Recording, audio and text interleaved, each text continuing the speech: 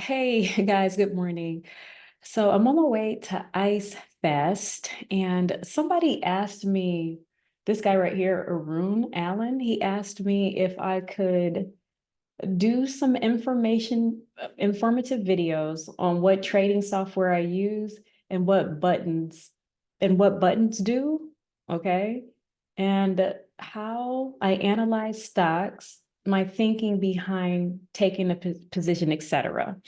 Now, I'll tell you, when I was thinking of this comment, I forgot about the last part that he put here, which was basically what do the buttons do and what's my thinking around getting into a trade. I really, truly just kind of thought I'd make a video about the software that I was using. Now, the thing is, he put this comment on a video I made years ago, back when I was using Webull. So number one, don't use Webull. Do not use Webull, okay? Number two, what I use today, what I use, yeah, hang on.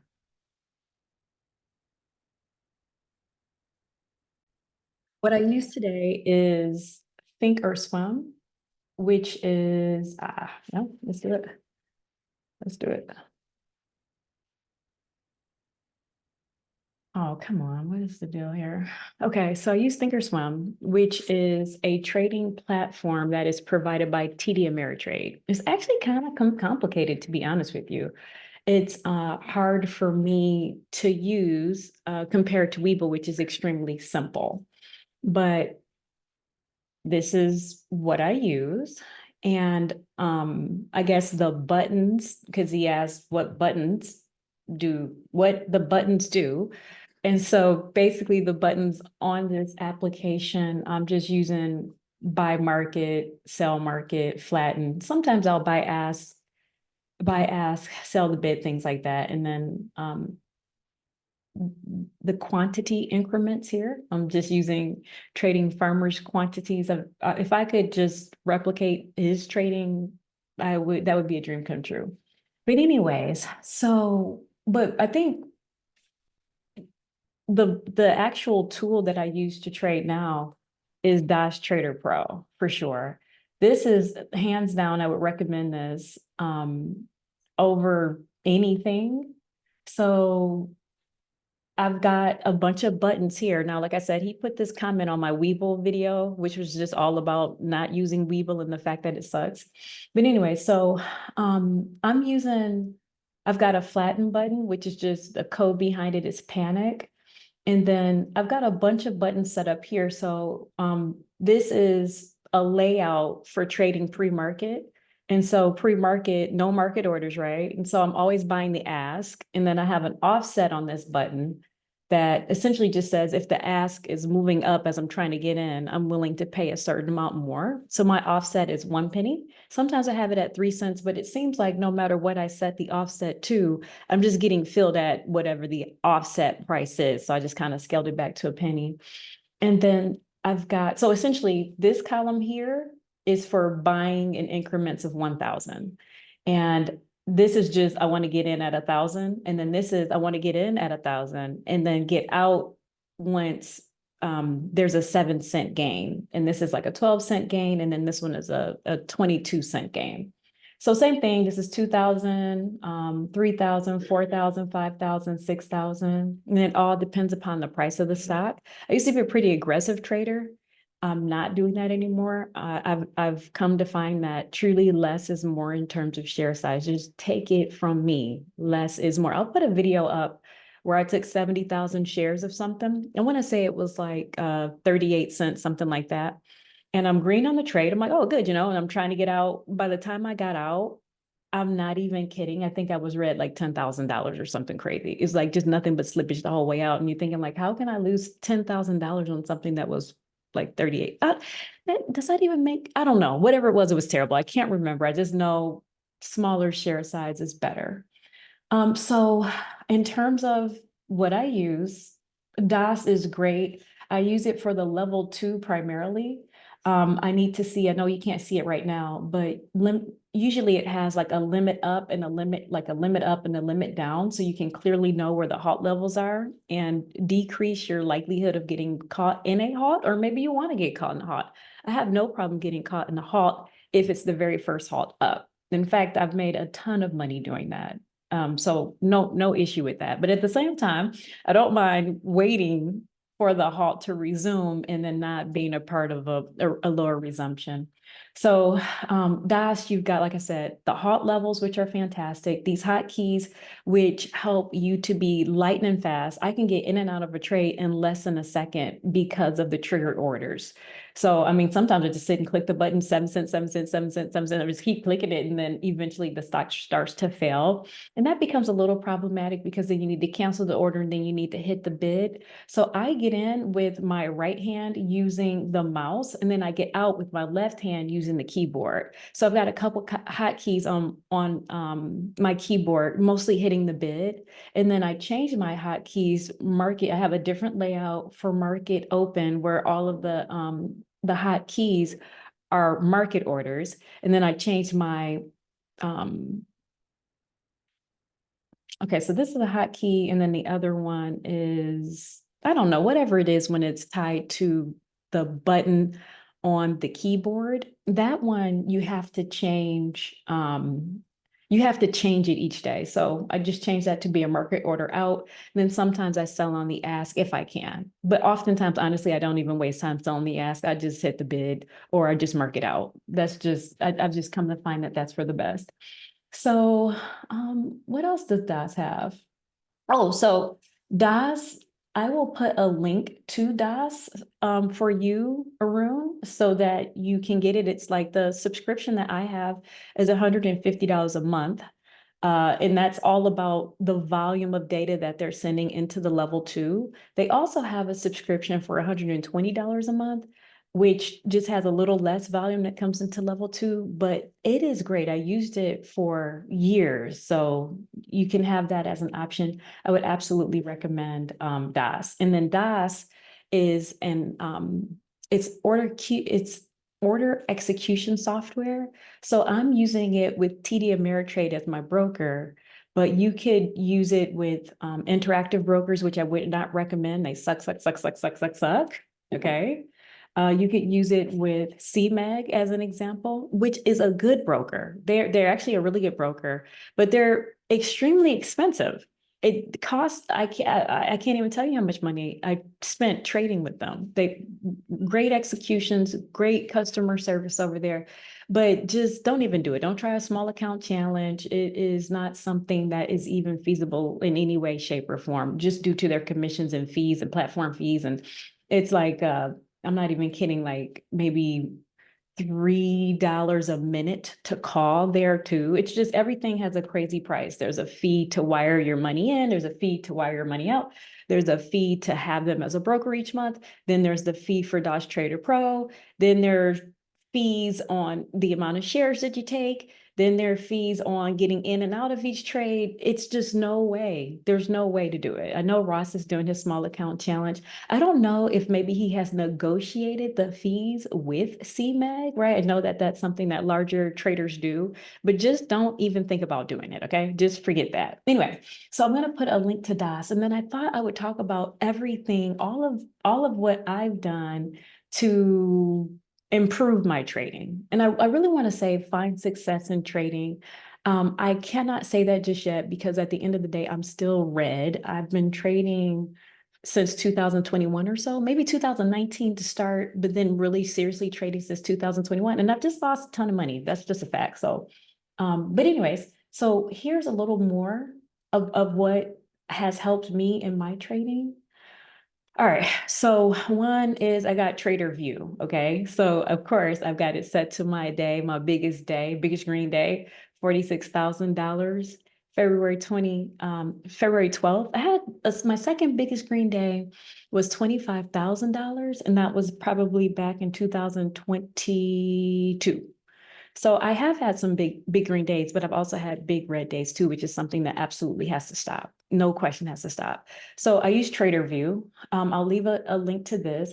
I also had Trader Sync, but my subscription lapsed, and I'm thinking like, do I really need two different trading journal softwares? But I like this one. This is nice. But this is something that I've used along the way. I also go to this NASDAQ Trader to see halts, to see what's halted. And then to kind of see clearly how many times something has been halted. Based upon how many times a stock has been halted, I'm making decisions on what I want to do, whether I want to trade it, what, that helps me. So I use that. I've got my own little like trading metric type thing where I've got rules I've established for myself, what I want to do before I start trading, what I want to do while I'm trading. And at the end of the day, I want to go over my trades. I want to look at my P&L. Before I wasn't looking at it, it was so depressing. Load my trades into, in this instance, Trader View. And then my daily goal is $2,500. I really don't want to be read more than $500, which is almost when I'm almost read way more than $500 every time. So I have to take a look at that and refine that.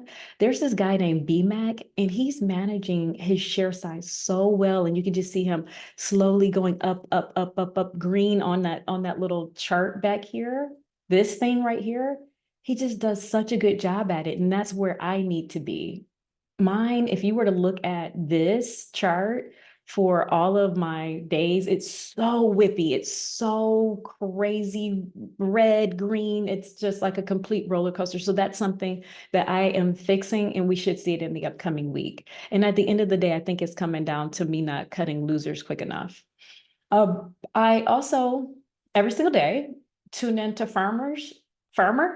I watched his live trading stream on YouTube. This is probably the biggest game changer for me. I can't give this guy enough of a shout out.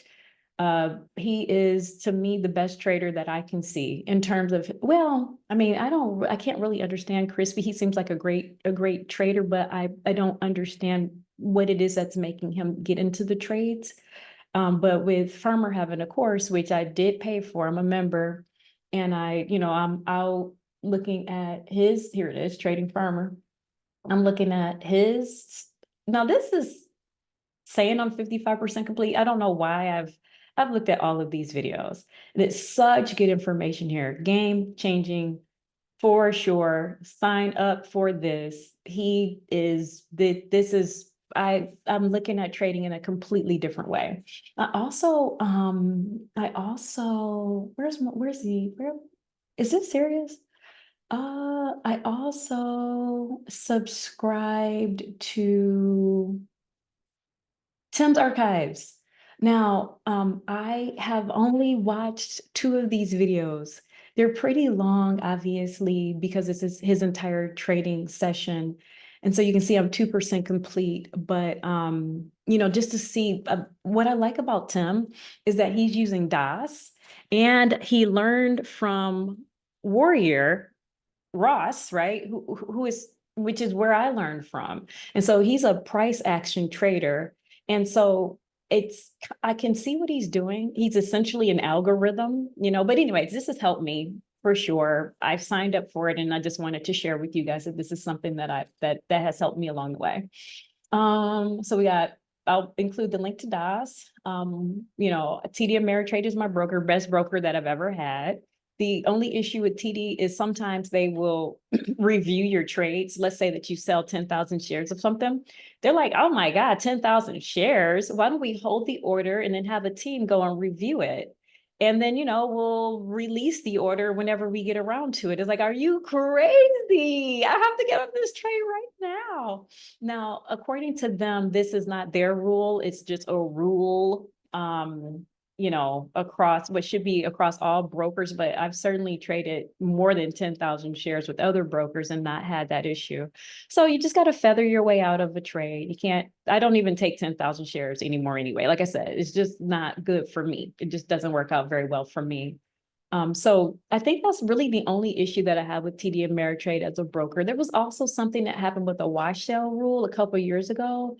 I think it's going to be so uncommon and something that most people don't experience, but that really did mess me up in my trade. I was trading Meg L and I was green on it. Let's just say 2,500 bucks. And I was underneath PDT, but instead of it showing that I was green $2,500, it was showing that I was green like $1,600 or something. So I'm like, what? So I'm like holding the trade, hoping that it goes up so that when I hit sell, I am not underneath the PDT rule, even though truly I had like a $2,500 gain and I should have been able to hit sell. I hold it, of course, it goes down. I'm underneath PDT now. I'm like at $23,000 because of how long I held it.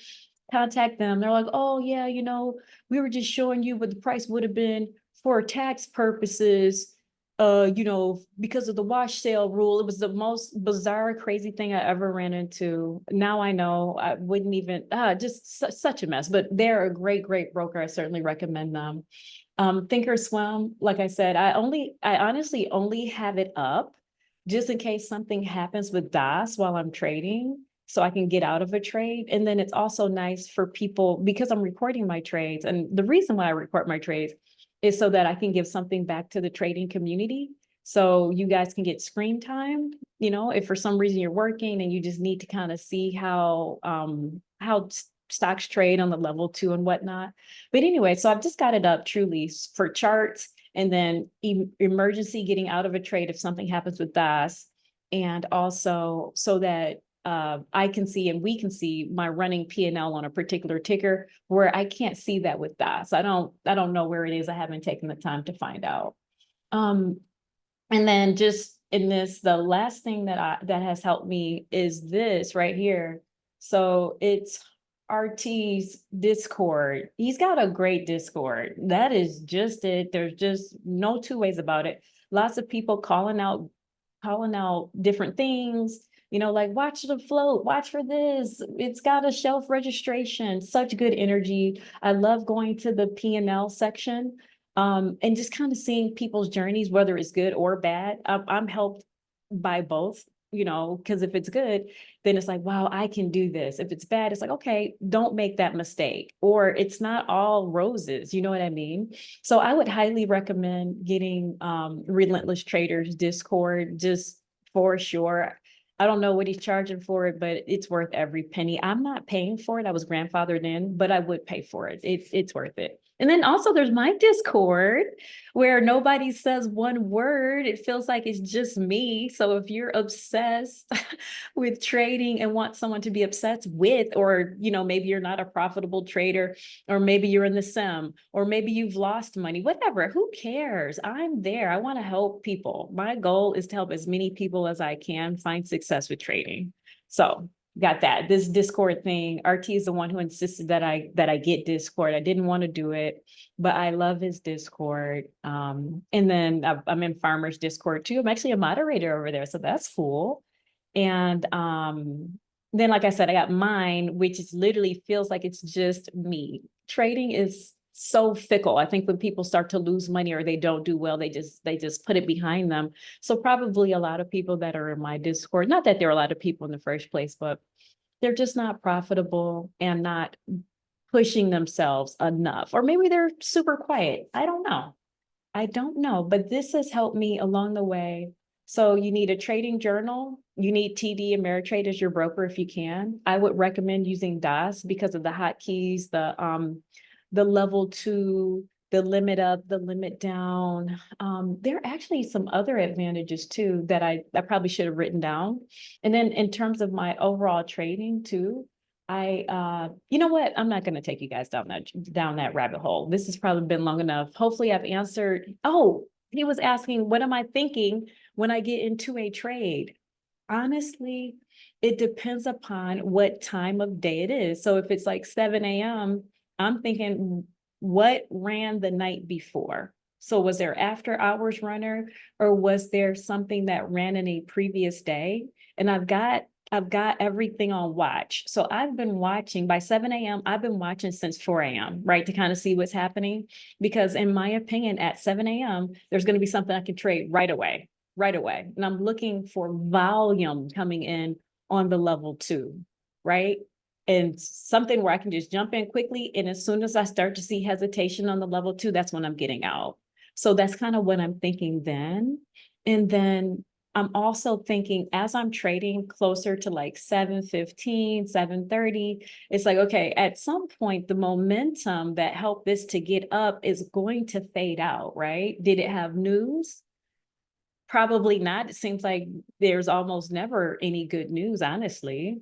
So what is going to keep this going? What's going to make somebody pay more for this at this point if it's not momentum? So I'm watching momentum and I'm looking to not be a part of the backside of the move. Now, not that there aren't trades there, right? But I'm looking for dip buys on the backside of the move at support, where the support is going to be like slanted downwards. And then when it comes to market open, I'm looking for shorts to get pinched, which is something that I've learned from Trading Farmer. Again, I would highly, highly recommend his trading course. That's just it. So during market open, when I looked at my stats, I'm losing so much money in that 9 o'clock hour. So I think 9 a.m. to 9:30 can be a bit bearish at times. And then 9:30 until 10 can be pretty bearish too, because that's just where all the bears come out and they just short down whatever ran pre-market. So now what I will look for is stability, for things to calm down and for there to be a trade based upon patterns. Again, Arun, just sign up for the Trading Farmer course. I don't want to make this video too long. All right, I hope I've answered your question. Thank you for your support. See you in the next video.